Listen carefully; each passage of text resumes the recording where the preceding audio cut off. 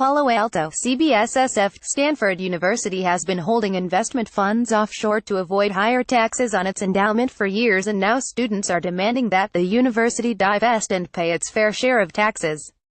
Stanford's offshore investments were publicly revealed by a trove of leaked documents, dubbed the Paradise Papers, last month. Stanford is one of many universities that grow its endowment by using blocker corporations, or offshore feeder corporations used to invest in private equity or hedge funds to avoid U.S. trade or business income tax. The Stanford Graduate Student Council is now calling for the university to divest from offshore blocker corporations. A letter outlining the Student Council's requests was delivered to the Board of Trustees. Stanford graduate students Carrie Barkley and Alejandro Schuler co-authored the letter to the trustees. Barkley told CBS San Francisco he's hoping it will bring about greater investment transparency from the university, saying Stanford's charitable mission shouldn't be an excuse for the university to hide their investments from public scrutiny or to support shady industries like fossil fuels or private prisons.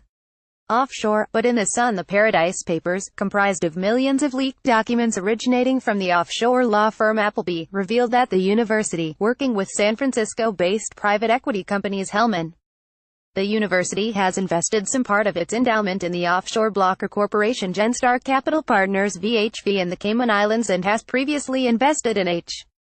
Stanford President Mark Tessier-Levine acknowledged the offshore investments following the Paradise Paper revelation, but emphasized the important role those investments have in growing the university's endowment. At a Stanford Faculty Senate meeting in November, Tessier-Levine said, "It's fairly common for universities, foundations, other nonprofit organizations, to have a portion of their endowments invested in offshore funds." Tessier-Levine said he stands by the investment decision. "When we do this, we do it in order to meet our fiduciary obligations to minimize tax burden within the limits set by the law," he said. "I think it's critical to emphasize that Stanford complies with the law in all of these matters." Stanford graduate students have made it clear that they feel differently than their university president. "I don't want these kinds of investments going on in my name," Barkley said. "If the university truly feels that their investments are nothing to be ashamed of, Stanford's investments should be made public for all to see. Otherwise, we risk Stanford becoming a hedge fund with a university attached, as the old joke goes." Barkley said he feels private universities are behaving more and more like corporations. All around the Bay Area, we're seeing corporations skirting taxation, Apple being perhaps the most discussed example, Barkley said. "As a result, we're seeing our local, county, and state governments struggling for funding for infrastructure, public universities, and the like." Taxing the endowment. This week, Congress passed the GOP tax bill that will place a tax on the endowments of the top endowed universities, including Stanford. Stanford's endowment in 2017 was $24.8 billion, an increase of $2.4 billion over the last year. Barkley said, "I certainly oppose those plans for increased taxation. Right now, university endowments aren't taxed unless they invest in private equity and hedge funds, and I'm only hoping that Stanford would shoulder the taxes on those forms of investment instead of hiding its money abroad." House Republicans also proposed taxing the tuition that universities waive for graduate students who work in academic positions, as income. That proposal did not succeed in the final tax deal, but House Republicans have set their sights on other graduate student benefits in a proposed rewrite of the Higher Education Act.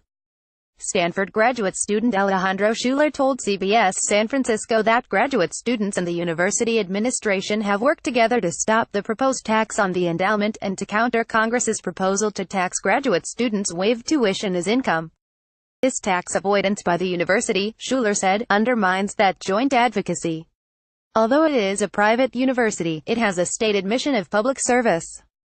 Unfairly enriching itself at the expense of those not fortunate enough to have access to offshore tax havens does not fit with that mission," Schuler said, arguing that transparency would undermine the competitive advantage of university investments is frankly ludicrous given the enormity of the endowment and how solidly in the black the bottom line is. Schuler said any efforts the university can make to increase their investment transparency would go a long way and could even disprove reports that these blocker corporations serve to hide the university's investments in industries such as fossil fuels, which are notoriously unpopular on the Stanford campus or other college campuses across the country.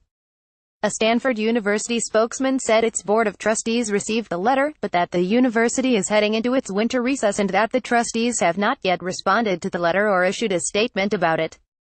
By Hannah Albarrasi. Follow her on Twitter, @HannahAlbarrasi.